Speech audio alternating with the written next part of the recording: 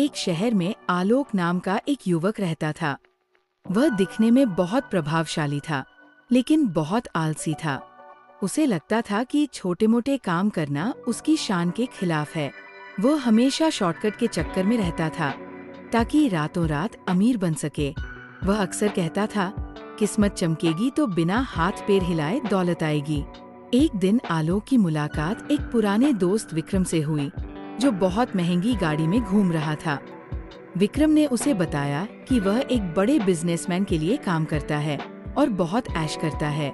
आलोक उसके ठाठ बाट देखकर दंग रह गया। उसने विक्रम से गुहार लगाई कि उसे भी अपनी दुनिया में ले चले। विक्रम मान गया, लेकिन उसने एक शर्त रखी कि आलोक को उसके कहे अनुसार कुछ अजीब काम करने होंगे।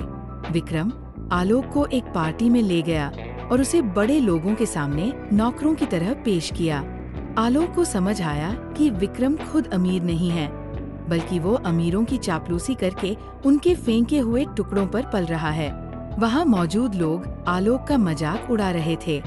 उसे एहसास हुआ कि जिस चमक धमक को वह देख रहा था, उसके पीछे कोई सम्मान नहीं, बल्कि सिर्फ अपमान था।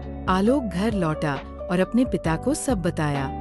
उसके पिता, जो एक मामूली दर्जी थे, उन्होंने मुस्कुराकर अपनी फटी हुई हथेलियां दिखाईं और कहा, बेटा, दूसरों के टुकड़ों पर पलने से बेहतर है अपनी मेहनत की आधी सूखी रोटी खाना।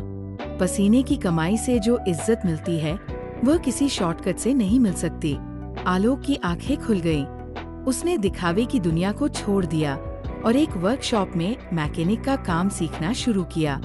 शुरुआत में काम कठिन था और हाथ काले होते थे, लेकिन महीने के अंत में जब उसे अपनी पहली तनख्वाह मिली, तो उसके चेहरे पर जो मुस्कान थी, वह किसी भी महंगी गाड़ी से कहीं ज्यादा कीमती थी। दोस्तों, सफलता का कोई शॉर्टकट नहीं होता और मेहनत से मिली पहचान ही स्थायी होती है। इसलिए मेहनत से ना घबराएं। अगर ये कहानी आपको अच्छी लगी तो लाइक करें और हमारे चैनल को सब्सक्राइब करें। धन्यवाद।